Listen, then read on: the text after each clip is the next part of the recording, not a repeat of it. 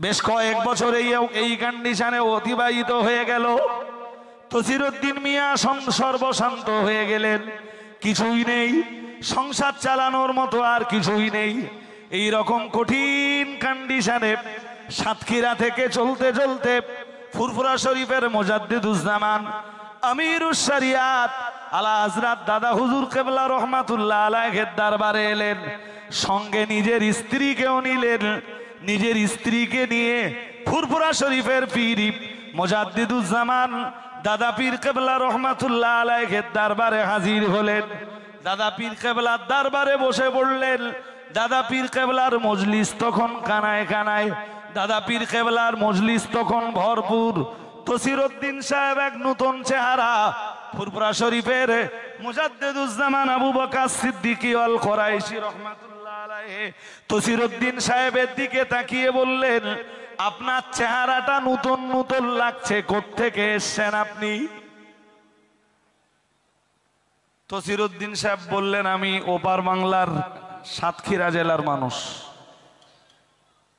বলেন, তো আপনি এখানে কেন হঠাৎ আমার দরবারে? বললেন, হুজুর, সাতক্ষীরা জেলার মেথরের ঘরের একটা মেয়ে কালেমা পড়েছিল। মেয়েটা কোরআনুল কারীমের 10 পারা কোরআন হেফজ করেছে। হুজুর, ওই মেয়েটাকে কালেমা পড়ার পরে কেউ বিয়ে করতে চাইছিল না। তার অপরাধ শুধু মেথরের ঘরের মেয়ে। হুজুর, ওই মেয়েটাকে আমি বিয়ে করলাম। সামাজিকভাবে আমায় বয়কট করা হলো, গ্রাম্যভাবে আমায় বয়কট করা হলো, গোটা এলাকাগতভাবে আমায় বয়কট করে দেওয়া হলো। হুজুর, আমাকে কেউ কাজ কামের জন্য নেয় না, আমি ক্ষেত খামার করতে পারি না, কেউ আমাকে দিয়ে কাজ করায় না। হুজুর, আমার আয় উপার্জন সব বন্ধ হয়ে গেছে। তাই এই বিষয়টার অভিযোগ দায়ের করার জন্যে আমি আমার স্ত্রীকে সঙ্গে নিয়ে আপনার দরবারে হাজির হয়েছি। হুজুর, বিষয়টা আপনি যদি একটু সমাধান করে দিতেন, হুজুর, আমি বড় উপকৃত হতাম। আমার সঙ্গে আমার স্ত্রীও রয়েছেন, তিনি রয়েছেন পর্দা, হুজুর, তিনি রয়েছেন বাইরে দাঁড়িয়ে, পর্দার সাথে তিনি বাইরে। হুজুর, আমরা স্বামী স্ত্রী দুজনাই এসেছি ফুরফুরা শরীফের মুজাদ্দিদুজ্জামান আবু বকর সিদ্দিকী আল কুরাইশি রাহিমাহুল্লাহু তাআলা আনহু। তিনি এক বিন্দু দেরি না করে তিনি তার স্ত্রীকে তথা ওই মেথরের ঘরের যে মেয়েটাকে সঙ্গে করে নিয়ে তসিরউদ্দিন মিয়া ফুরফুরা শরীফের দাদা পীর কিবলার দরবারে এসেছেন। দাদা পীর কিবলা রহমাতুল্লাহ আলাইহি তসিরউদ্দিন সাহেবের স্ত্রীকে পীর আম্মার কাছে পাঠিয়ে দিয়েছেন আর বললেন, বাবা, তুমি আমার দরবারে বসে যাও। অভিযোগ নিয়ে যখন আমার কাছেই এসেছো, নিশ্চয়ই আমি এর কোনো সমাধান করে দেব। আল্লাহ যদি আমার উপরে সন্তুষ্ট হন, নিশ্চয়ই আমি এর জন্য কোনো রাস্তা তৈরি করে দেব। ফুরফুরা শরীফের মুজাদ্দিদুজ্জামান আবু বকর সিদ্দিকী আল কুরাইশি রাহিমাহুল্লাহু তাআলা উনি ঘরের ভিতরে গেলেন, পীর আম্মাকে ডেকে বললেন, এই মেয়েটা হলো 10 পারা কোরআনের হাফেজা। মেয়েটা ছিল বেধর্মীদের ঘরের মেয়ে, মেয়েটা ছিল মেথরের ঘরের মেয়ে। মেয়েটা মুসলমান হয়েছে, 10 পারা কোরআনের হাফেজা। মেয়েটা একজন দিনদারিনী, পর্দানাসীনা, আল্লাহ বলি ধার্মিকা নারী। আর যে ছেলেটা এই মেয়েটাকে বিয়ে করেছে, গোটা এলাকা ওই ছেলেটাকে আর এই মেয়েটাকে বয়কট করেছে। পীর আম্মাকে ডেকে বললেন, শোনো, আল্লাহ পাক রব্বুল আলামিন আমাদের জীবনের অন্য কোনো ইবাদত যদি কবুল নাও বা করেন, আজকে যদি অন্তত বয়কট হয়ে যাওয়া এই মানুষগুলোর সঙ্গে সদাচরণ করতে পারি, ভালো ব্যবহার করতে পারি, এদের চোখের পানি যদি আমি আবু বকর মুছিয়ে দিতে পারি, আমি যদি তসিরউদ্দিন মিয়ার চোখের পানি মুছে দিতে পারি, আর তুমি যদি সাতক্ষীরা জেলার এই বেধর্মীদের ঘরের কালেমা পড়া, কোরআন হেফজ করা এই মেয়েটার চোখের পানি মুছিয়ে দিতে পারো, হাসরের ময়দানে হয়তো প্রিয় রসুলের শাফাআত পাওয়াটা এই ওসিলাতেই আমাদের জন্য সহজ হয়ে যাবে। বিসমিল্লাহির রহমানির রহিম। ইয়া আইয়ুহাল্লাযীনা আমানু ইজতানিবু কাসীরাম মিনায-যন্ন। শুরুতেই আল্লাহ ঈমানওয়ালা মানুষদেরকে ডাক দিয়েছেন, ডাক দিয়ে বলেছেন, হে ঈমানওয়ালারা, ইজতানিবু কাসীরাম মিনায-যন্ন। তোমরা সকলেই বহুবিধ কুধারণা থেকে বিরত থাকো। আমার কথার দিকে আপনাদের আরো মনোযোগী হতে হবে। আয়াত বুঝবেন তবে অজ বুঝবেন। শুরুতেই আল্লাহ ঈমানদারদেরকে ডাক দিয়েছেন, এর অর্থ এই আয়াত কোনো বেধর্মীর জন্য নয়। এই আয়াতের বিধান কোনো অমুসলিমের জন্য নয়, কোনো অবিশ্বাসীর জন্য নয়। আল্লাহ বলেছেন, হে ঈমানওয়ালা মানুষের দল, হে বিশ্বাসী লোক সকল, অথবা তোমরা যারা ঈমান এনেছো, ইজতানিবু কাসীরাম মিনায-যন্ন, তোমরা বহুবিধ কুধারণা থেকে বেঁচে থাকো, কুধারণাকে পরহেজ করে চলো। কারণ প্রথম অংশটার তাফসীর হলো দ্বিতীয় অংশটা। দ্বিতীয় অংশে আল্লাহ বললেন, ইন্না বা'দা-যন্নি ইসমুন। কারণ কোন কোন কুধারণা পাপের কারণ হয়ে দাঁড়ায়। তুমি ধারণা করলে একরকম, হলো আর এক রকম, আল্লাহর কাছে তুমি তখন পাপী হিসাবে গণ্য। এটা ওই আয়াতের প্রথম বিধান। দ্বিতীয় বিধান, ওয়ালা তাজাসসু।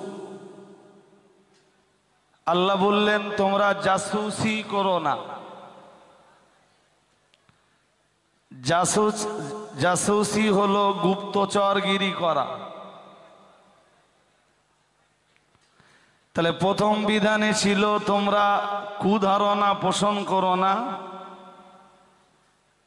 মানুষের প্রতি বিশেষত মুমিনদের প্রতি সুধারণা রাখো।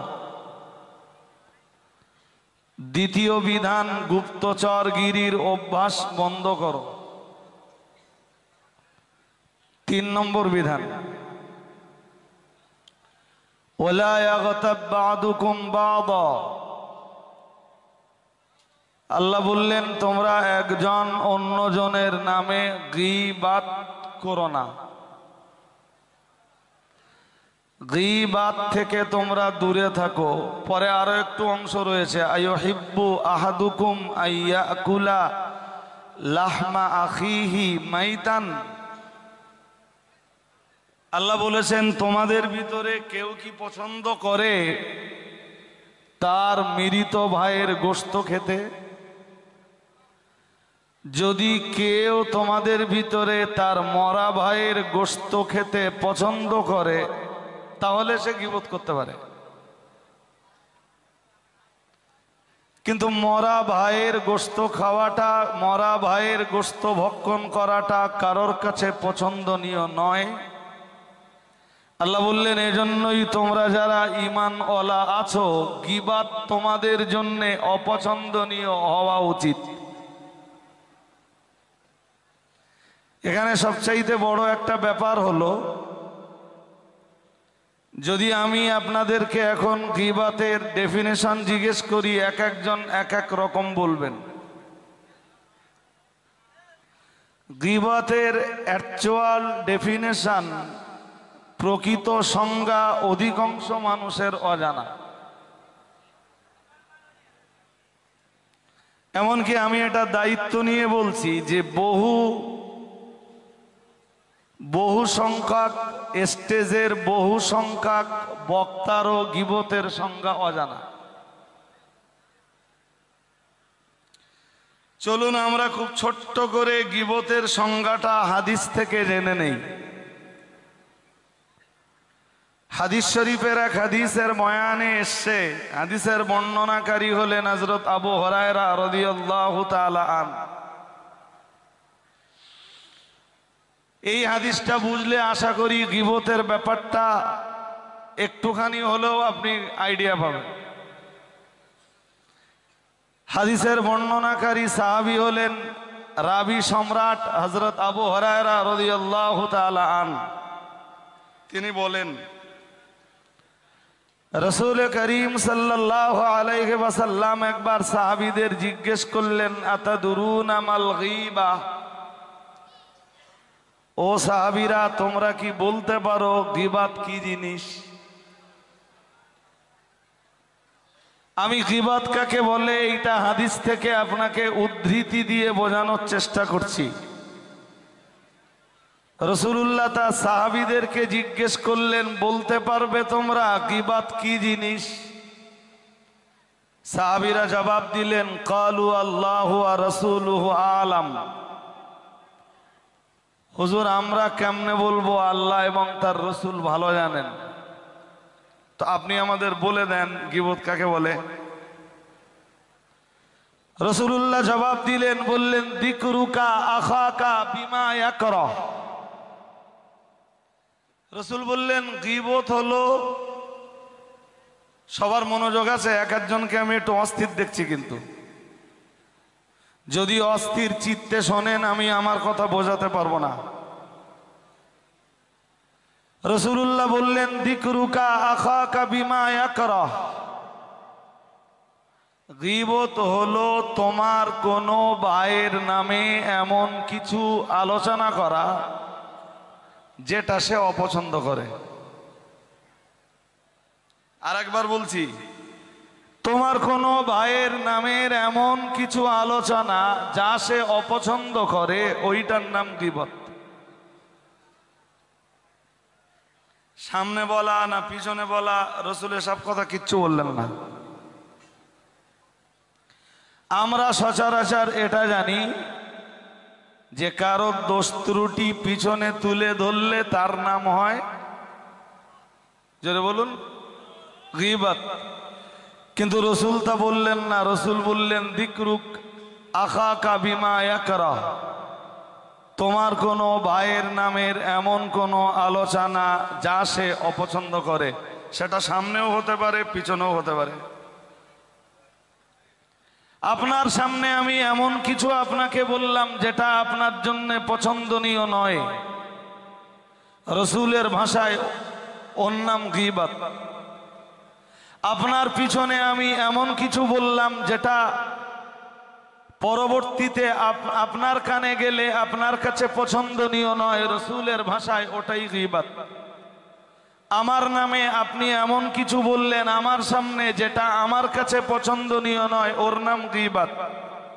আমার নামে আমার পিছনে আপনি এমন কিছু বললেন যেটা আমার কাছে পছন্দনীয় নয়, রাসূলের ভাষায় ওর নাম গীবত। পরে একটা মজার ব্যাপার দেখুন এবার। যদিও গীবতের এমন কতকগুলো পর্যায় রয়েছে যে পর্যায়গুলিতে গীবত করা জায়েজ জায়েজ জায়েজ। যদি গীবতের জাওয়াজের জায়গা না থাকতো তাহলে আমরা প্রত্যেকেই গীবতের গোনায় জড়িয়ে পড়তাম। জাওয়াজের পর্যায়গুলো কি কি আছে সেই পর্যায় বলবার মতো সময়, লম্বা সময় আমার হাতে নেই। চলুন হাদিসটা আগে শেষ করি। রাসূলুল্লাহ এই পর্যন্ত বলার পরে সাহাবীরা রাসূলকে জিজ্ঞেস করলেন, কালা আফারাইতা ইন কানা ফি আখি মা আকুল। এক সাহাবী জিজ্ঞেস করলেন, ইয়া রাসূলুল্লাহ, আমার কোন ভাইয়ের ভিতরে যে দোষটা আছে আমি যদি সেই দোষটা মানুষের কাছে তুলে ধরি তাও কি গীবত? চালাকবে না। রাসূল করিম সাল্লাল্লাহু আলাইহি ওয়াসাল্লাম তার জবাবে বললেন কাল ইন কানা ফীহি মা তাকুলু ফাকাদ ইগতাবতাহু। রাসূল বললেন, তোমার কোনো ভাইয়ের ভিতরে যে দোষটা আছে সেই দোষটা যদি তুমি তুলে ধরলে তো ফাকাদ ইগতাবতাহু, তবেই তো তুমি তার নামে গীবত করলে।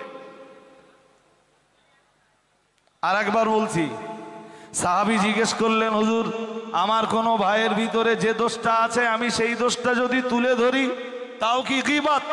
রাসূল বললেন, তোমার ভাইয়ের দোষ ত্রুটি তুলে ধরলে তো তুমি গীবত করলে। পরে আবার বললেন আল্লাহ পাকের নবী এবারে বললেন, ওয়াইল্লাম ইয়াকুন ফীহি ফাকাদ বাহাত্তাহু। আল্লাহ পাকের রাসূল বললেন, তোমার ভাইয়ের ভিতরে যে দোষটা রয়েছে ওই দোষটাই যদি তুমি মানুষের কাছে প্রকাশ করলে, তার সামনে হোক আর পিছনেই হোক, তখন তো তুমি গীবত করে ফেললে। আর ওয়াইল্লাম ইয়াকুন ফীহি, যদি তোমার ভাইয়ের ভিতরে ওই দোষটা আদৌ না থাকে, রাসূলুল্লাহ বললেন ফাকাদ বাহাত্তাহু, আল্লাহ পাকের রাসূল বললেন তখন তো তুমি তোমার কোনো ভাইয়ের উপরে অপবাদ চাপিয়ে দিলে। তাহলে এক্ষেত্রে আপনাকে দুটো কথা এখানে মনে রাখতে হবে। এখানে এই হাদিসে একটা পাপের নাম গীবত, আর একটা পাপের নাম তোহমাত। তোহমাতটা কি? তোহমাতটা হলো তোমার ভাই কোনো অন্যায় করেননি অথচ কোনো অন্যায় তোমার ভাইয়ের উপরে চাপিয়ে দিলে, তার নাম তোহমাত। আমার কথা শুনছেন সবাই নাকি? শুনছেন? কোরআনের ভাষায় ওরে বলা হয় বুহতান। সুবহানাকা হাযা বুহতানুন আযীম। এবারে আমি একটা কথা আপনাদের বলি। আজকে মুফতি সাহেবের জিকিরের মজলিসের পরে মুফতি সাহেবের হাতে দান দেওয়ার জন্যে মানুষের ভিড় লেগে গেছিল। প্রতি বছরই যায় মানুষ, হাজার হাজার নয় লাখ লাখ টাকা আমাদের প্রতিষ্ঠানগুলোতে দান করে। আমাদের এই প্রতিষ্ঠানগুলোতে আমরা সরকারি অনুদান পাই না বললে ভুল হবে না। যেটুকু পাই আপনি খরচের তুলনায় বলতে পারেন যত সামান্য। তাই সে খাদিজা মানে জামিয়া বলেন, খাদিজা বলেন, ফাতেমা বলেন, জেবুন্নেসা বলেন, আড়োয়া বলেন, চিস্তিয়া মাদ্রাসাতুল বানাত বলেন, দক্ষিণ বরুণী মাদ্রাসা বলেন, জীবনতলা আমিনিয়া মাদ্রাসাতুল বানাত বলেন, জামপুর হানাফিয়া মাদ্রাসা বলেন, আমাদের যত মাদ্রাসা আছে আমরা গভর্নমেন্টের যে অনুদান পাই না, আর যেটুকু পাই তা আমাদের খরচের তুলনায় যত সামান্য।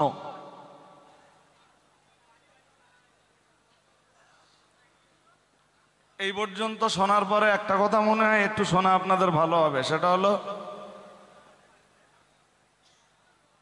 ৬ অথবা ৭টা এমন পর্যায় রয়েছে যে পর্যায়গুলোতে গীবত করা যায়।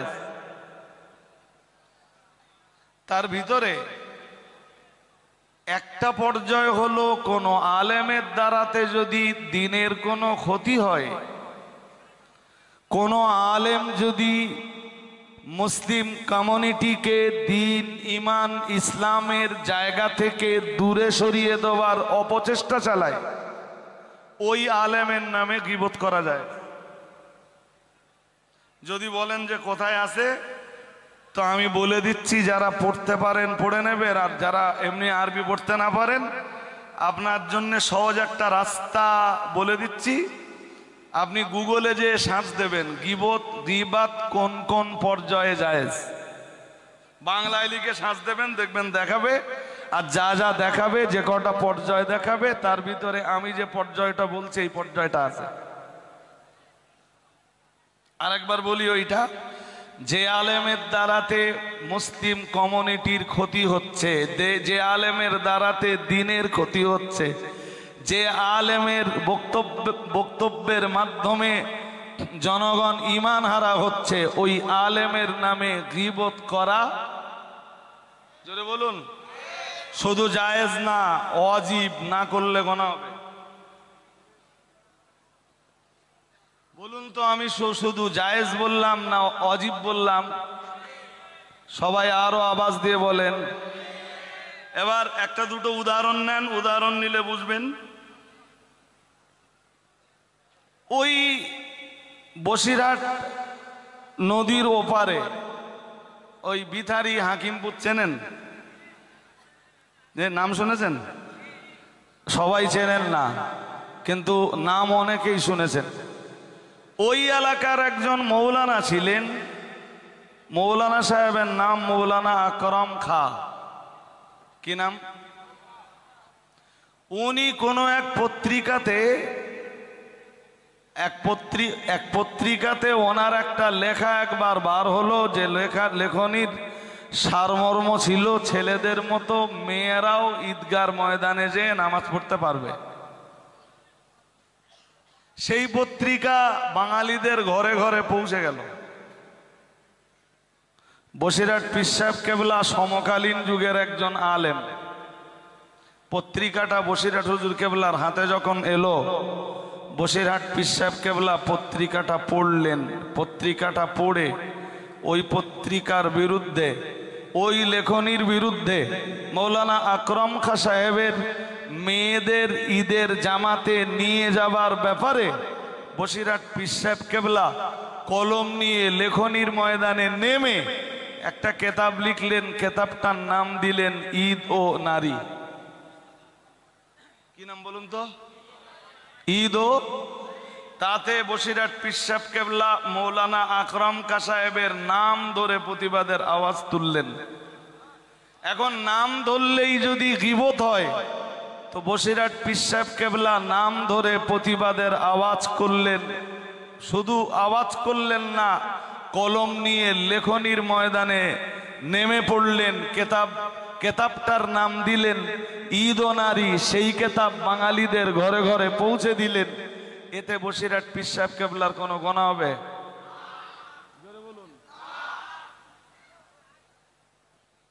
সুতরাং এই গীবত হারাম ওই পর্যন্ত শিখে রাখলে হবে না। গীবতের জাওয়াজের যে পর্যায়গুলো আছে, এই পর্যায়গুলো একজন মৌলানাকে জানতে হবে।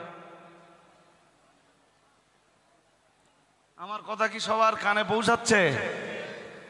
গীবতের জাওয়াজের পর্যায়গুলো সবাই, অন্তত সাধারণ মানুষ নাই বা জানুক, আলেমদেরকে তো জানতে হবে যে কোন কোন পর্যায়ে গীবত জায়েজ হয়, কখন কোন পর্যায়ে এসে গীবত অজীব হয়, অপরিহার্য হয়।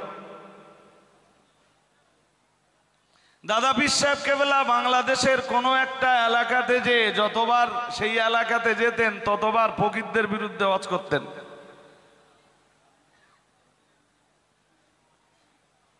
অন্য বারের মতো দাদা পীর সাহেব কেবলা সেবারও গেলেন। দাদা পীর কেবলার ভক্ত, অনুরক্ত, মুরিদিন, মুহিব্বিন, মুতাকিদিনরা দাদা পীর সাহেব কেবলাকে আরজ করলেন, হুজুর আপনি যতবার আসেন ফকিরদের বিরুদ্ধে বক্তৃতা দিয়ে চলে যান। সকাল হলে একই মাঠে চাষবাস, একই বাজারে, একই মার্কেটে মার্কেটিং, একই গ্রামে বসবাস। হুজুর নিজেদের ভিতরে একটা অশান্তি, অরাজকতা, বিশৃঙ্খলার পরিবেশ তৈরি হয়। তো আপনি ফকিরদের বিরুদ্ধে অজ না করে অন্য কোনো অজত করতে পারেন।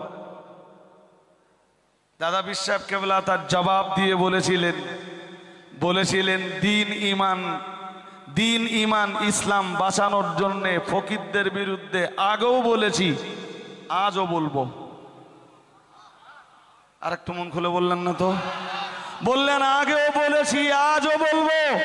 তাতে তোমরা কে আমার মুরিদ থাকলে আর কে আমার মানে মুরিদানের জায়গা থেকে সরে গেলে আমি ফুরফুরার পীর আবু বকর, আমার তাতে কিছু এসে যায় না।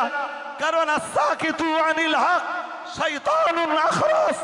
দুনিয়ার যে মানুষগুলো হক কথা বলা বন্ধ করে দেয়, আল্লাহ তাদেরকে বোবা শয়তান বানাবেন। আমার মুরিদদেরকে রক্ষা করতে যে আমি হাসরের ময়দানে আল্লাহর কাছে বোবা শয়তান হয়ে উঠতে চাই না।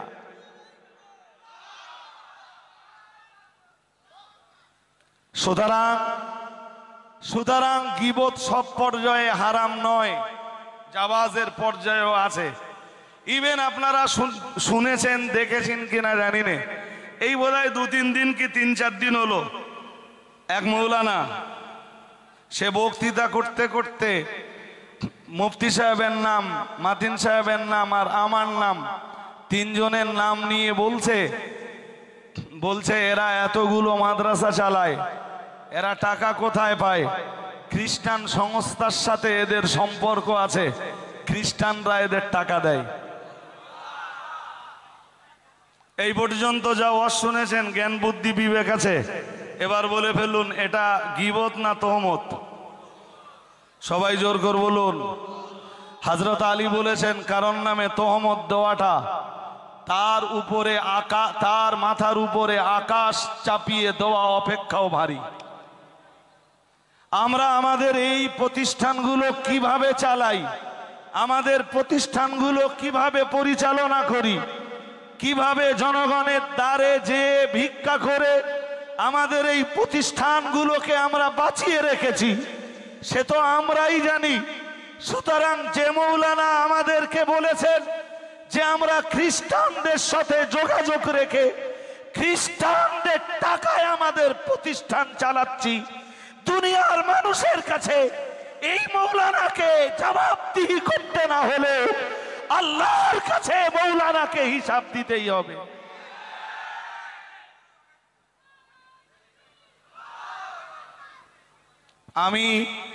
আমি অনেক দিন, বেশ মানে কি বলবো, কয়েক মাস হয়ে গেল বলা যায় যে প্রতিবাদী কোনো অজই করিনি। স্টেজে উঠি, মানুষ আমার কাছে কোরআন হাদিসের কিছু বয়ান শোনার জন্য আসেন, কোরআন হাদিসের কিছু মেসেজ পাওয়ার জন্যে একটা স্বচ্ছ পরিচ্ছন্ন মন নিয়ে আসেন, যে কারণে আমি প্রতিবাদমূলক কোনো কথাই এই সম্প্রতিতে খুব বেশি বলেছি আমার মনে পড়ে না। আর এমনি তো আমি যেটুকু প্রতিবাদ করি কোরআন হাদিসের মানদণ্ডে দাঁড়িয়েই প্রতিবাদ করি, না কাউকে কখনো গালিগালাজ করেছি, না কাউকে কখনো কারোর প্রতি কখনো কোনো অশ্রাব্য ভাষা ব্যবহার করেছি, এমনটা আমার মনে পড়ে না। যখনই প্রতিবাদ করি অল ইন্ডিয়া সুন্নাত ওয়াল জামাআতের এগেনস্টে যখনই বিষাক্ত তীর নিক্ষেপ করা হয়, তখনই কোরআন হাদিসের আলো দিয়ে প্রতিবাদ করে সেটাকে প্রতিহত করার চেষ্টা করি। এটা অল ইন্ডিয়া সুন্নাত ওয়াল জামাআতের একজন সৈনিক হিসাবে আমার দায়িত্ব এবং কর্তব্য। সুতরাং যেটুকু প্রতিবাদ করি, যখন দেখি যে আমাদের আলেমদের নামে অপবাদের বিষাক্ত তীর নিক্ষিপ্ত হচ্ছে, সেগুলোকে কোরআন আর হাদিসের আলো দিয়ে কোরআন আর হাদিসের মাধ্যমে শুধু রুখে দেওয়ার চেষ্টাটা করি, যাতে অল ইন্ডিয়া সুন্নাত ওয়াল জামাত সংগঠনটা বেঁচে থাকে। কারণ অল ইন্ডিয়া সুন্নাত ওয়াল জামাত সংগঠন বেঁচে থাকলে জামিয়া বেঁচে থাকবে ইনশাআল্লাহ। অল ইন্ডিয়া সুন্নাত ওয়াল জামাত থাকলে তবে অল ইন্ডিয়া সুন্নাত ওয়াল জামাতের পরিচালিত শিক্ষা প্রতিষ্ঠানগুলো দুর্বার গতিতে এগিয়ে চলবে ইনশাআল্লাহ। হাজেরিনে মজলিস, এখন তো এই এক্ষুনি যা দেখছি সাম্প্রতিক অতীতে, আমার দিকে মনোযোগ রাখতে হবে সবাইকে। আমি ওয়াজ বেশিক্ষণ করব না, লম্বা ওয়াজ করার জন্য এখানে বসিনি। আমার আজকের বক্তব্যের পরের কথা, সাম্প্রতিক অতীতে ভাই তথাকথিত কিছু বক্তার বক্তব্যের বিষয়বস্তু হয়ে দাঁড়িয়েছে অল ইন্ডিয়া সুন্নাত ওয়াল জামাআতের এই মুষ্টিমীয় কিছু আলেম, তাও সবাই না মুষ্টিমীয় কিছু আলেম। তা মাঝে মাঝে আমার চিন্তা হয় যে যদি মুফতি সাহেব ওই স্তরে না পৌঁছাতেন, মুফতি আব্দুল মাতিন সাহেবকে যে আল্লাহ যে স্তর দিয়েছেন, ওই স্তরে যদি মুফতি আব্দুল মাতিন সাহেব না পৌঁছাতেন, আমার জন্ম তো এক প্রত্যন্ত গ্রামে, অতি গরিব দুস্থ অসহায় এক পরিবারে। সেই পরিবার থেকে উঠে আসা একটা ছেলে আমি। আল্লাহ আমাকে যে সম্মানের স্তরটা দিয়েছেন, এই স্তরটা যদি আল্লাহ আমাকে না দিতেন আর আমাদেরকে এই স্তরগুলো যদি আল্লাহ না দিতেন, খুব চিন্তা হয় যে এরা ওয়াজ করতো কি। অধিকাংশ ওয়াজের মজলিসে দেখবেন একটাই আওয়াজ উচ্চারিত হয়, তার নাম নিমাই। I am right? আওয়াজ দেন, জোর আওয়াজ দেন, I am right. Nimai Nimai. তা আমি যতদূর জানি মাতিন সাহেব, মুফতি সাহেব হুজুরের দাদুর নাম বলো নিমাই না? আচ্ছা হইলো নিমাই, খানিকক্ষণের জন্য ধরিয়ে নেন, খানিকক্ষণের জন্য ধরিয়ে নেন। আমি একটা গল্প শোনাই আপনাদের। গল্প, এদিকে আওয়াজ হচ্ছে কেন? তো এই দিকটা কিন্তু বরাবরই ডিস্টার্ব হচ্ছে, কোনো সাউন্ড হবে না।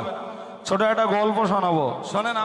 আমার শরীরে খুব বেশি প্রেসার দেওয়ার মতো শক্তি নেই, এরপরেও একটা গল্প শোনাই। গল্প না গো, বসিরহাট হুজুর কেবলা, দাদা হুজুর কেবলার বিস্তারিত জীবনী লিখতে লিখতে লিখেছেন। শুনছেন কথা নাকি? বসিরহাট পীর সাহেব কেবলা, দাদা হুজুর কেবলার বিস্তারিত জীবনী লিখতে লিখতে লিখেছেন বাংলাদেশের এক মেথরের মেয়ে। কার মেয়ে বলুন তো? হ্যাঁ, মেথরদের ঘরের এক মেয়ে। সে কালেমা পড়ে মুসলমান হয়। বাপ মেথর তো? হ্যাঁ না বলে না? বাবা মেথর তো। মেয়েটা কোনো শিক্ষা প্রতিষ্ঠান থেকেই হোক আর পারিবারিক ভাবেই হোক, যেভাবেই হোক কোরআনুল কারীমের 10 পারা মুখস্থ করে। দ্যাটস মিন 10 পারা কোরআনের হাফেজ হয়ে যায়।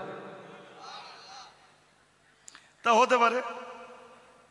ইমাম বুখারী রহমাতুল্লাহ আলাইহির আসল নাম মুহাম্মদ, ওনার আব্বার নাম ইসমাইল। ওনার আব্বার নাম, যে কারণে ওনাকে বলা হয় মুহাম্মদ ইবনে ইসমাইল বুখারী। ওনার দাদার নাম জানেন না? বলেন বলেন। মুহাম্মদ ইবনে ইসমাইল ইবনে, বলেন, জানেন না? মুহাম্মদ ইবনে ইসমাইল ইবনে আব্দুর রহমান। একটু সার্চ করো তো, একটুখানি সার্চ করো। এক্ষুনি বাদ দিসবা না। মাঝখানে একজন আছে মুগীরা, তারপরে আছে বারদিসবা।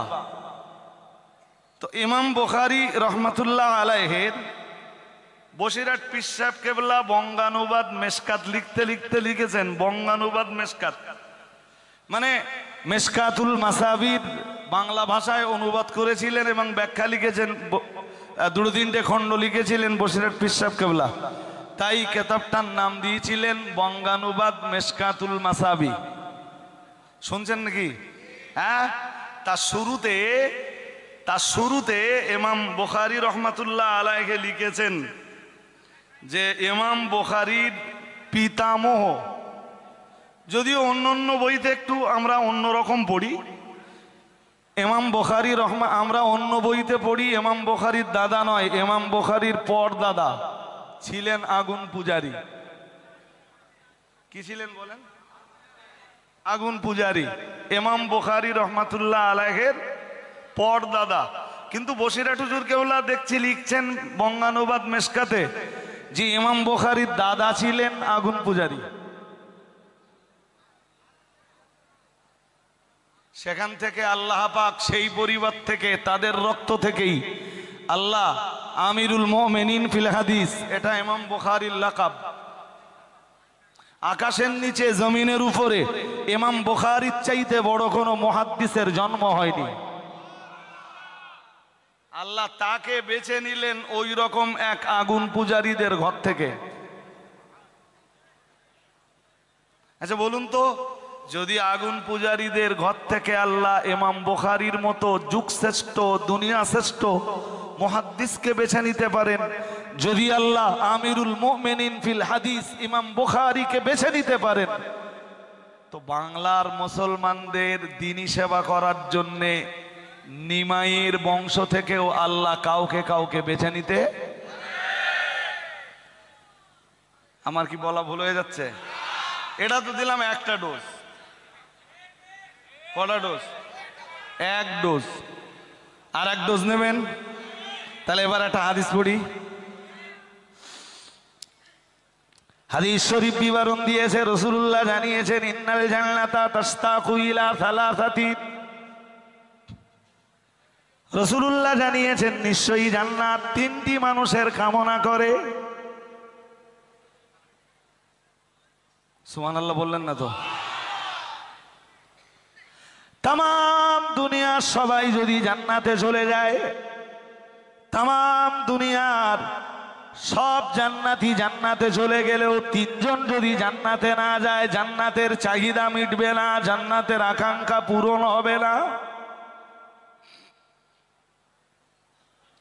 রাসূলুল্লাহ ওটাই বলছেন হাদিসে নববীতে। প্রিয় নবী আমার বললেন ইন্নাল জান্নাতা তাশতাকু ইলা সালাসাতিন।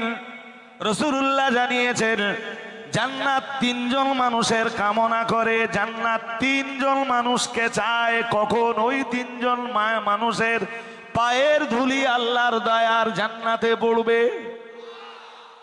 আরো আওয়াজ দিয়ে বলেন। এক নম্বরে রাসূলুল্লাহ বললেন, এক নম্বরে বললেন আলী জিদ। রাসূলুল্লাহ এক নম্বরে বললেন আমার আলী। তাম দুনিয়ার মানুষ যদি জান্নাতে চলে যায়, সবাই যদি জান্নাতে চলে যায়, আমার আলী যদি জান্নাতে না যায়, জান্নাতের চাহিদা মিটবে না। দুই নম্বরে বললেন ও আম্মার। রাসূলুল্লাহ দুই নম্বরে বললেন তাম দুনিয়ার মানুষ যদি জান্নাতে যায়, আমার আম্মার যদি জান্নাতে না যায়, জান্নাতের চাহিদা মিটবে না। তিন নম্বরে রাসূলুল্লাহ বললেন ওয়া সালমানা। আল্লাহ পাকের নবী তিন নম্বরে বললেন তাম দুনিয়ার মানুষ জান্নাতে চলে গেলেও আমার সালমান, অর্থাৎ সালমান ফারসি রাদিয়াল্লাহু তাআলা আনহু যদি জান্নাতে না যায়, জান্নাতের আকাঙ্ক্ষা, জান্নাতের চাহিদা মিটবে না। আরো আওয়াজ দিয়ে বলেন। হযরত সালমান রাদিয়াল্লাহু তাআলা আনহুর বাড়ি পারস্যে। কোথায়? জোর করে বলেন। তার বাবা আগুন পূজারী। তার বাবা, কেউ আবার বলবে না তো যে আমি সাহাবীদের সমালোচনা করছি। আরে বাবা, আমি সাহাবীদের সমালোচনা করলাম কই? আমি তো আগেই হাদিসটা বলে নিলুম যে তিনজন লোকের জন্য জান্নাত সব সময় কামনা করছে। ওই তিনজন কখন জান্নাতে আসবে? তার ভিতরে তিন নম্বরে নাম রয়েছে কার? জোর করে বলেন। তার আব্বা আগুন পূজারী, আগুন পূজারীর ছেলে সালমান। আল্লাহ তাকে দ্বীনের জন্য কবুল করেছেন। শুধু দ্বীনের জন্য কবুল করেননি, শুধু দ্বীনি খেদমতের জন্য কবুল করেছেন তাই না, শুধু আল্লাহ তার সৌভাগ্যে ইসলাম কবুল করেছেন তাই না, রাসূলুল্লাহ তার জীবনে বহু বিষয়ে হযরত সালমান ফারসির কাছে পরামর্শ নিয়েছেন। খন্দকের যুদ্ধে যখন খাল কাটতে হবে, রাসূল করিম সাল্লাল্লাহু আলাইহি ওয়াসাল্লাম সাহাবীরা এক একজন এক এক রকম পরামর্শ দিচ্ছিলেন। সালমান ফারসি পরামর্শ দিয়ে বলেছিলেন আমরা মদিনার তিন দিকে খাল খনন করব, খন্দক বানাবো। খন্দকের গর্ত হবে এতটা, গর্ত কেউ পড়ে গেলে আর উঠতে পারবে না। সেই খালের চওড়া হবে এতটা। অত্যন্ত দ্রুত গতি সম্পন্ন কোন ঘোড়া নিয়ে কেউ যদি লাফিয়ে খাল টপকাতে চেষ্টা করে, খাল চওড়া আমরা এতটা করব খাল যেন টপকাতে না পারে। রাসূল মকবুল সাল্লাল্লাহু আলাইহি ওয়াসাল্লাম হযরত সালমান ফারসির পরামর্শ অনুযায়ী মদিনার তিন দিকে খাল কেটেছিলেন। ইসলামের ইতিহাসে যেটা খন্দকের যুদ্ধে নামে পরিচিত, কোরআনের ভাষায় যেটা আহজাব নামে পরিচিত। শুধু সালমান ফারসি শুধু সাহাবী নন, কখনো কখনো খোদ বিশ্ব নবী সালমানের কাছে পরামর্শ নিয়েছেন। তিনি আগুন পূজারীদের সন্তান। আমার কথা শুনছেন? হ্যাঁ, তো আগুন পূজারীদের ঘর থেকে যদি আল্লাহ হযরত সালমান ফারসিকে তুলে এনে দ্বীনি খেদমত নিতে পারেন, নিমাইয়ের ঘরের দুই একটা পোতাকে যদি আল্লাহ তুলে এনে দিনের খেদমত করিয়ে নেন, এতে আশ্চর্য হওয়ার কিছু আছে?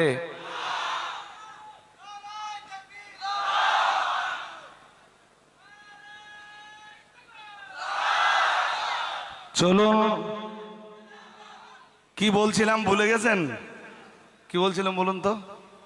দাদা হুজুর কেবলা বসিরহাট পীর সাহেবকে, দাদা হুজুর কেবলার জীবনী লিখতে লিখতে বসিরহাট পীর সাহেব কেবলা লিখেছেন, ম্যাথরের ঘরের একটা মেয়ে, সে কালেমা পড়লো, কোরআনের 10 পারা হাফেজ হয়ে গেল। আর একটু মন খুলে, আমাদের হাওড়া জেলার বাকুল শরীফে যিনি শুয়ে আছেন, সুফি আব্দুল মোমেন রাহমাহুল্লাহ তাআলা, আল্লাহ তার রুহানি নেক দোয়া আমাদের নসিবে কবুল করুন। আমি কারোর বিরুদ্ধে বলছি না, আমি খুব হালকা থেকে অতি হালকা জবাব দিচ্ছি আজকে। আমি কারোর বিরুদ্ধে বলছি? জোর করে বলেন। আমি বাস্তবতাটা আপনাদের কাছে তুলে ধরছি। সুফি আব্দুল মোমেন রহমাতুল্লাহ আলাইহির নাম আপনারা শুনেছেন তো? কোথায় মাজার কোথায়? বাকুল শরীফে। গেছেন কেউ? উনি মুসলমানদের ঘরের সন্তান। কেমনে উনি ওলি হলেন?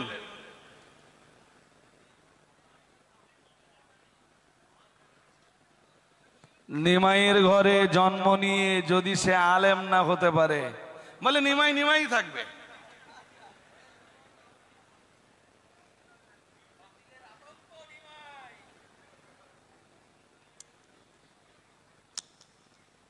সুফি আব্দুল মোমিন রহমাতুল্লাহ আলাইহি অবিশ্বাসীদের ঘরের সন্তান।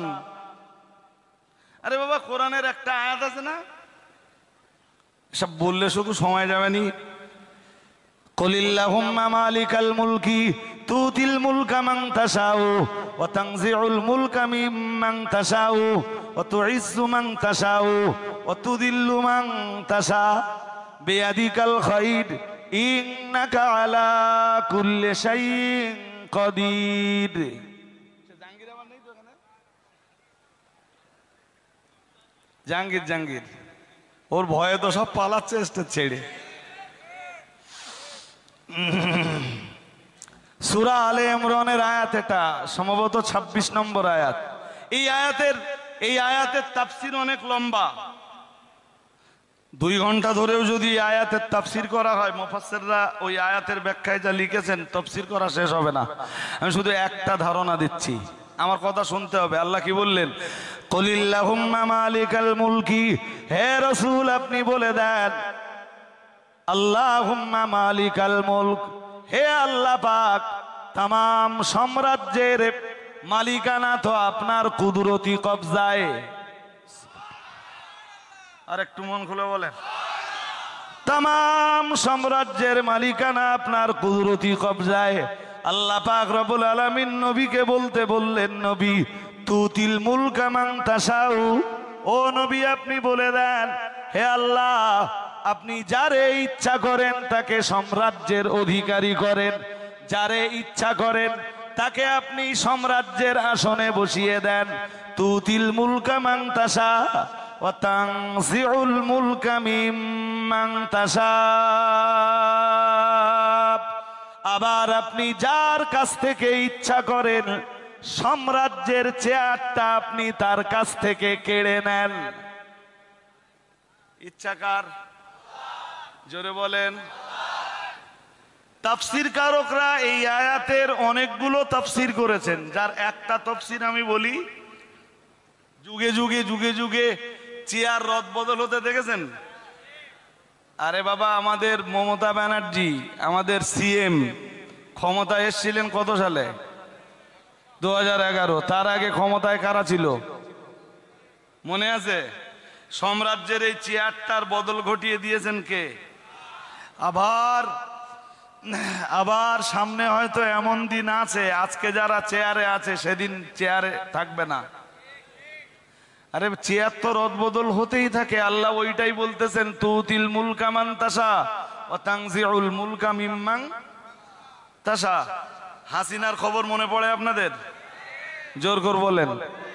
শুধু আল্লাহ সাম্রাজ্য ছিনিয়ে নিয়েছেন না পালাতে হয়েছে? পালাতেও হয়েছে। আল্লাহ কোরআনে সূরা আলে ইমরানের 26 নম্বর আয়াতে ওইটাই বলছেন, তুতিল মুলকা মান তাশা ওয়া তানজিউল মুলকা মিম্মান তাশা ওয়া তুইজ্জু মান তাশা ওয়া তুদিল্লু মান তাশা। তো এই আয়াতের আরেকটা তাফসীর হলো, আমার দিকে মন দিতে হবে, খুব মনোযোগী হতে হবে। এই আয়াতের আরেকটা তাফসীর হলো, বনি ইসরাইল জাতিতে আল্লাহ হাজার হাজার নবী রাসূল পাঠিয়েছেন। হাজার হাজার নবী রাসূল আল্লাহ বনি ইসরাইল জাতিতে পাঠিয়েছেন। হযরত ইব্রাহিম আলাইহিস সালামের দুই বেটা, ইব্রাহিম আলাইহিস সালামের এক বেটার নাম ইসমাঈল আর এক বেটার নাম ইসহাক। ইসহাক আলাইহিস সালামের বেটার নাম ইয়াকুব। ইয়াকুব আলাইহিস সালামের বেটার নাম হযরত ইউসুফ আলাইহিমুস সালাম। একসাথে বললাম এবার, আলাইহিমুস সালাম।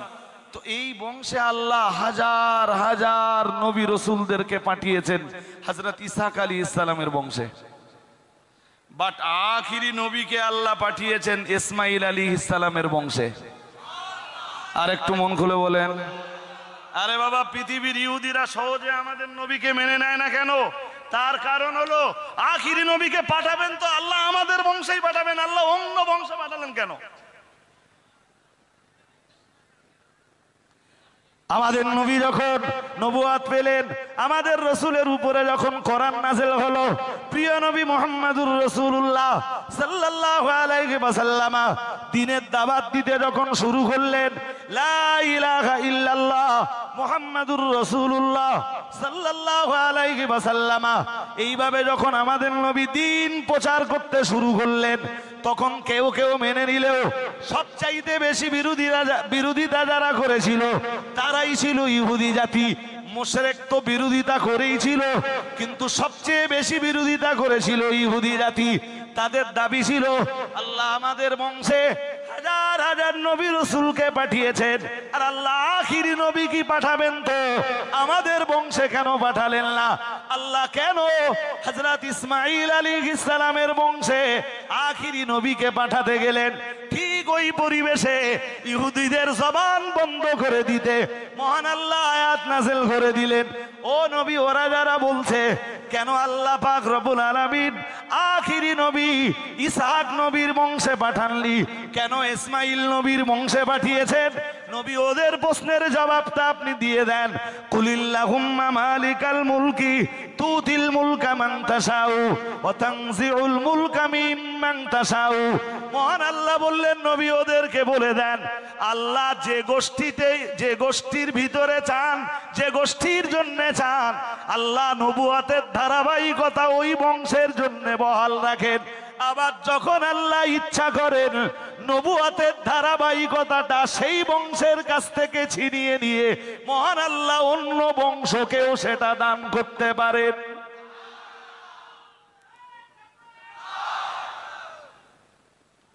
কোরআনের এই আয়াত অস্বীকার করার কোন জায়গা আছে? হ্যাঁ, এই যে এলমিয়াতের সাম্রাজ্যও তাই। ওখানে সাম্রাজ্য মানে এই সাম্রাজ্য শুধু নয়, এলমিয়াতের সাম্রাজ্যও তাই। আমি আলেম, আমার ছেলেও আলেম হবে, আমার পোতাও আলেম হবে, আমার পোতার বেটাও আলেম হবে, এইরকম বিষয় নয়। আল্লাহ আলেমের বংশ থেকে এলেমকে ছিনিয়ে দিয়ে সেই এলেমকে জাহেলের বংশে দিতে পারেন। আবার আমার আল্লাহ জাহেলের বংশ থেকে হাক্কানি রব্বানি আলেমে দ্বীন বানাতে পারেন।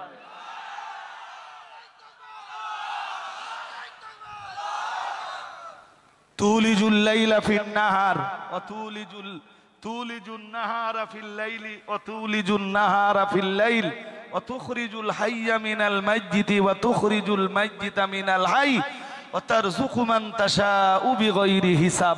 ওই আয়াতের তাফসীর পড়ে দেখবেন, যেখানে আল্লাহ বলতেছেন যে আমি জিন্দা থেকে মুর্দা বানাই, মুর্দা থেকে আবার জিন্দা বানাই, ওই আয়াতের তাফসীরে মুফাসসিরিনে হযরতরা পরিষ্কার করে লিখেছেন যে ঈমানদার সব সময় জিন্দা, আর কাফের সব সময়, অবিশ্বাসী সব সময় মুর্দা।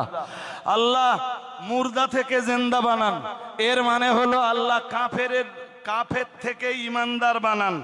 আবার আমার আল্লাহ যেমন কাফের থেকে ইমানদার বানান, তেমন ইমানদার থেকে তিনি কাফেরও বানাতে পারেন। কথা শুনছেন সবাই? হ্যাঁ, ইমানদার হলো জেন্দার, কাফের কি? কাফের কি? মুর্দা। অনুরূপ ভাবে আলেম হলো জিন্দার, জাহেল হলো, জোরে বলুন। আল্লাহ বলতেছেন আমি মুর্দা থেকে জিন্দা বানাই, এর মানে হলো জাহেল থেকে আলেম বানাই। জাহেল থেকে, হ্যাঁ, জাহেলের বংশে আমি আলেম বানাই।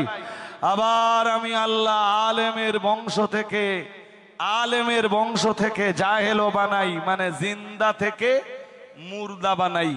সুতরাং কোরআনুল কারীমের এই আয়াত অস্বীকার করার কোন রাস্তা আমাদের, জোরে বলেন। কেউ যদি কোরআনুল কারীমের এই আয়াতকে অস্বীকার করে, ঈমান চলে যাবে। আমার কথা বুঝতেছেন নাকি? মনে আছে বাংলাদেশের মেতরের ঘরের মেয়েটা কয় পারার হাফেজ? আমি বক্তব্য লম্বা করবো না বাবা, হয়ে গেছে, অজ হয়ে গেছে। তো বাংলাদেশের ওই মেয়েটাকে বিয়ে করলো,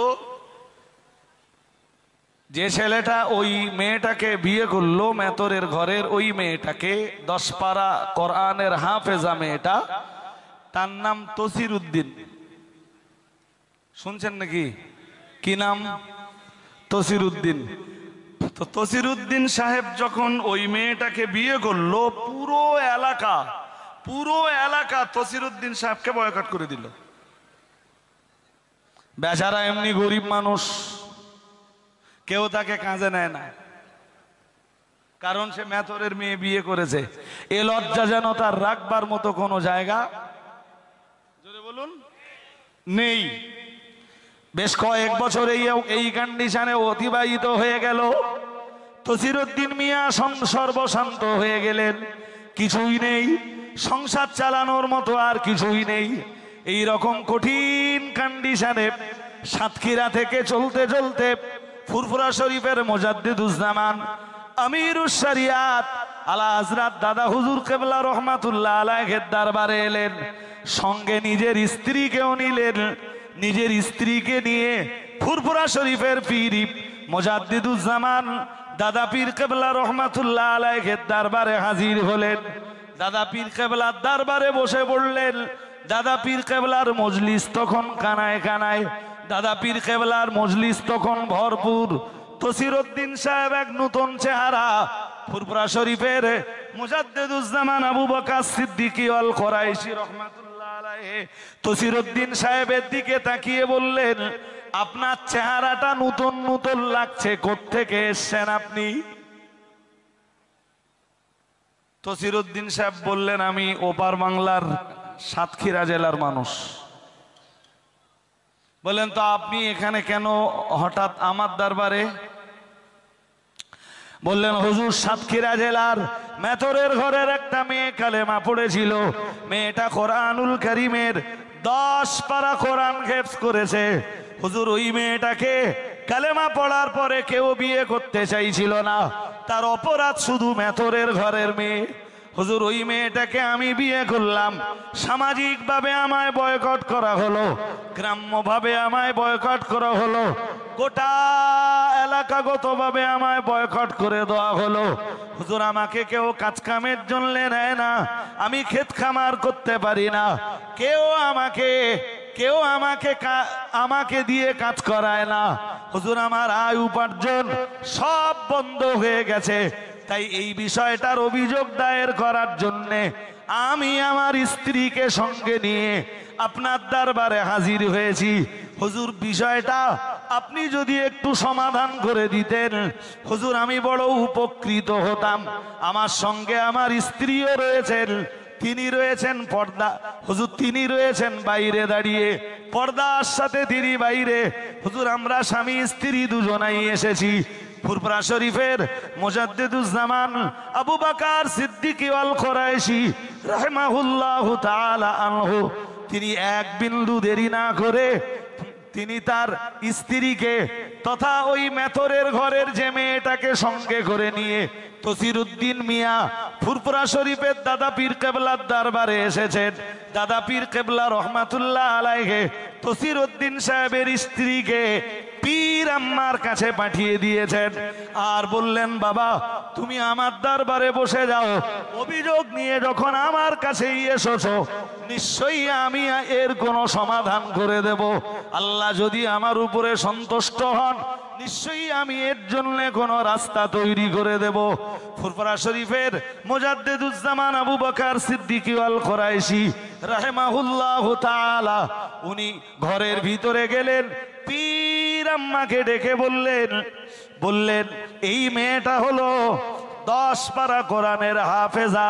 মেয়েটা ছিল বেধর্মীদের ঘরের মেয়ে, মেয়েটা ছিল মেথরের ঘরের মেয়ে, মেয়েটা মুসলমান হয়েছে 10 পারা কোরআনের হাফেজা। মেয়েটা একজন দিনদারিনী পর্দানাসীনা আল্লাহ বলি ধার্মিকা নারী। আর যে ছেলেটা এই মেয়েটাকে বিয়ে করেছে গোটা এলাকা ওই ছেলেটাকে আর এই মেয়েটাকে বয়কট করেছে। পীর আম্মাকে ডেকে বললেন শোনো, আল্লাহ পাক রব্বুল আলামিন আমাদের জীবনের অন্য কোনো ইবাদত যদি কবুল নাও বা করেন, আজকে যদি অন্তত বয়কট হয়ে যাওয়া এই মানুষগুলোর সঙ্গে সদাচরণ করতে পারি, ভালো ব্যবহার করতে পারি, এদের চোখের পানি যদি আমি আবু বকর মুছিয়ে দিতে পারি, আমি যদি তসিরউদ্দিন মিয়ার চোখের পানি মুছে দিতে পারি, আর তুমি যদি সাতক্ষীরা জেলার এই বেধর্মীদের ঘরের কালেমা পড়া কোরআন হেফজ করা এই মেয়েটার চোখের পানি মুছিয়ে দিতে পারো, হাসরের ময়দানে হয়তো প্রিয় রসুলের শাফাআত পাওয়াটা এই ওসিলাতেই আমাদের জন্য সহজ হয়ে যাবে।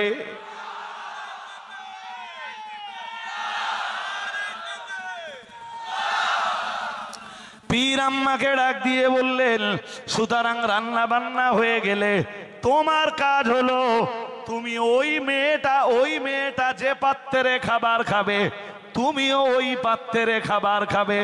আর আমার কাজ হলো বাইরে আমি তসিরউদ্দিন মিয়া যে পাত্রে খাবার খাবেন আমিও তসিরউদ্দিন মিয়ার খাবারের পাত্রে খাবার খাবো। বাংলাদেশের সাতক্ষীরা জেলার ওই এলাকার সবাই যখন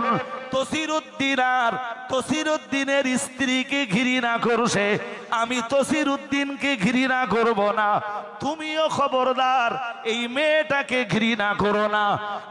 আমার বিশ্বাস হয়, আমি বিশ্বাস করি যদি আমরা দুইজনা মিলে এদের সাথে একই পাত্রে খাবার খেতে পারি, তুমি যদি ওই মেয়েটার পাত্রে খাবার খেতে পারো আর আমি যদি তসিরউদ্দিন মিয়ার পাত্রে খাবার খেতে পারি, হাসরের ময়দানে প্যারা নবী মুহাম্মদুর রাসূলুল্লাহ সাল্লাল্লাহু আলাইহি ওয়াসাল্লামের শাফাআত পাওয়ার জন্য এটাই হয়তো যথেষ্ট হয়ে যাবে। তোমার কাজ হলো মেয়েটার চোখের পানি মুছিয়ে দেওয়া, আর আমি আবু বকর আমার কাজ হলো তসিরউদ্দিন মিয়ার চোখের পানি মুছে দেওয়া। আমরা যদি এইভাবে ওদের দুইজনের চোখের পানি পৌঁছে দিতে পারি, এই বার্তাটাই সাতক্ষীরা জেলার মানুষের কাছে যখন পৌঁছাবে, ফুরফুরার আবু বকর সিদ্দিকী আল কুরাইশি হুজুর নিজেই তসিরউদ্দিনের পাত্রে খাবার খেয়েছেন, সাতক্ষীরার মানুষেরা তসিরউদ্দিন মিয়াকে আর ঘৃণা করবে না। এবারে এতটা অশোনার পরে বলুন তো এটা কার আদর্শ? জোর করে বলেন, আজকে আমাদের আদর্শ কি?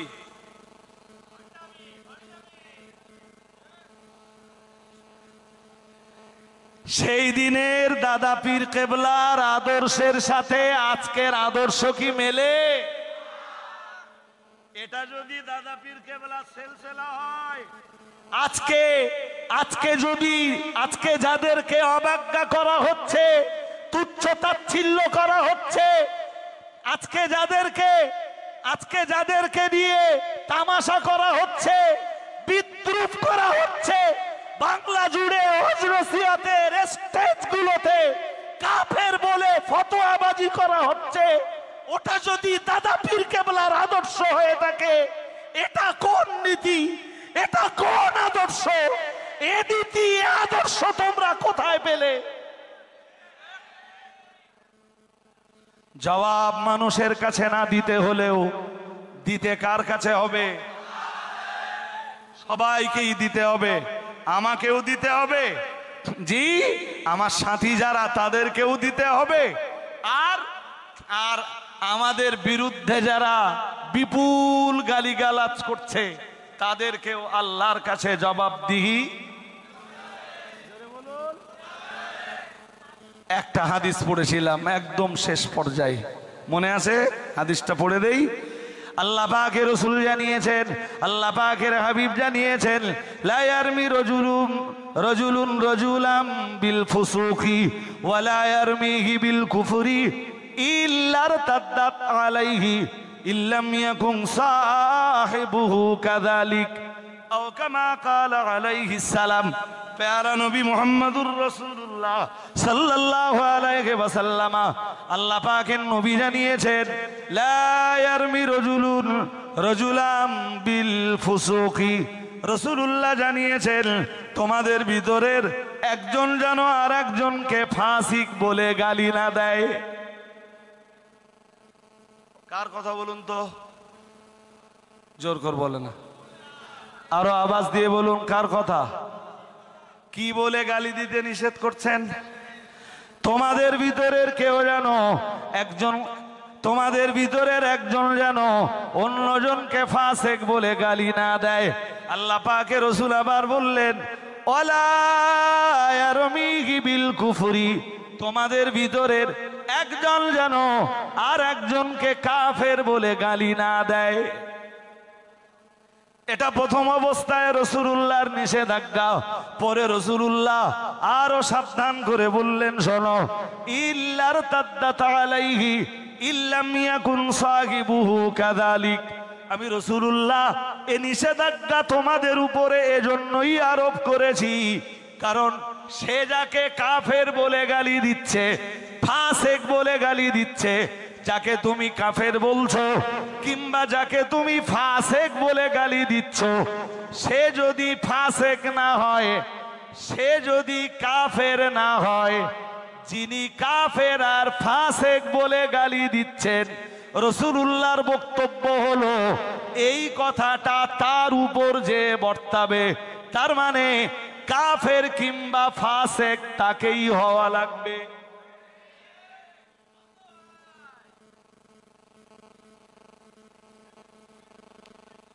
যত পারো কাফেরের জিকির করো, হ্যাঁ না বলবেন তো? যত পারো কাফেরের জিকির করো।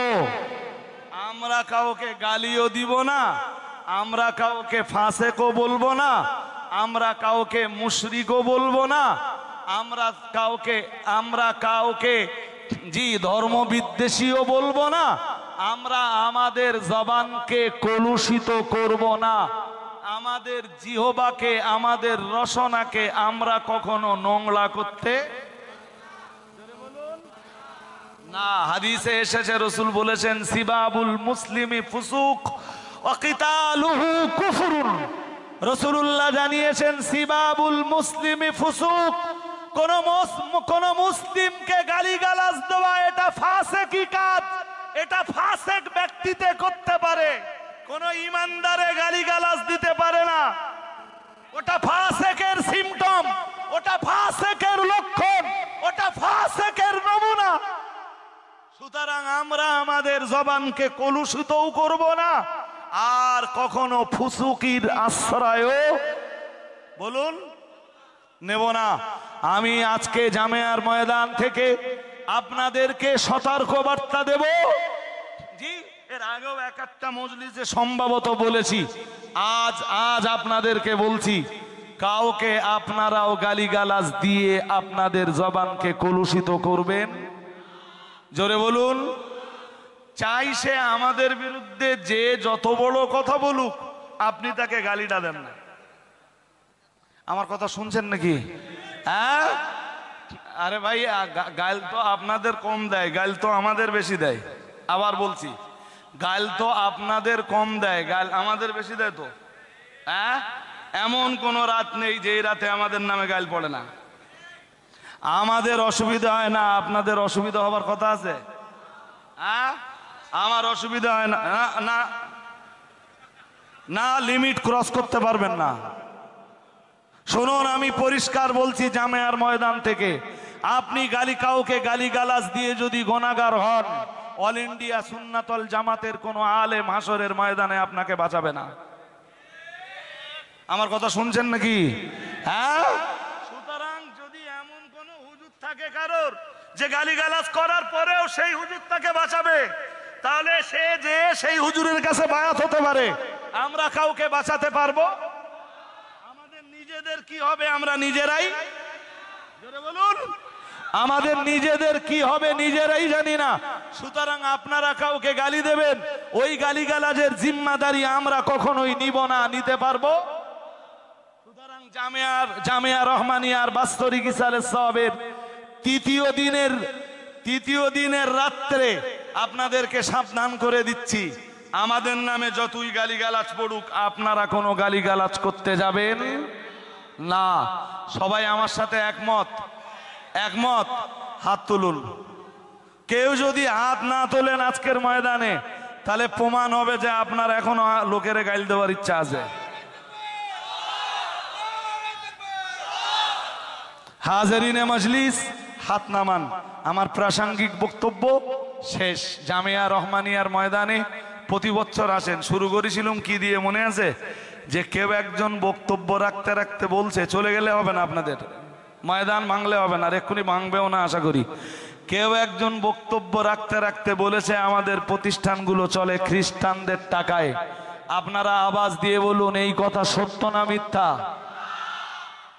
একটু মিথ্যা না পুরোপুরি মিথ্যা? পুরোপুরি মিথ্যা। সুতরাং জামিয়া রহমানিয়ার ইসালে সওয়াবের ময়দানে এসে লক্ষ লক্ষ টাকা যেভাবে আপনারা দান করেন, সেইভাবে দান দাক্ষিণ্যতা দিয়ে তাদের চোখ খুলে দিতে হবে, তাদের অন্ধ চোখ খুলে দিতে হবে যে জামিয়া খ্রিস্টানদের টাকায় চলে না, খাদিজা খ্রিস্টানদের টাকায় চলে না, অল ইন্ডিয়া সুন্নাত ওয়াল জামাতের প্রতিষ্ঠানগুলো খ্রিস্টানদের টাকায় চলে না, বৈদেশিক টাকায় চলে না।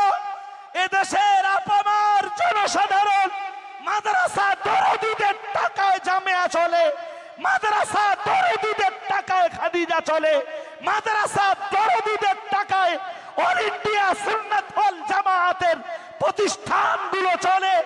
আল্লাহর কোন বান্দা রয়েছেন এই হাজার হাজার মানুষের ভিতর থেকে? প্রথম অবস্থায় হাত তুলুন, 1 লক্ষ টাকা দেবেন।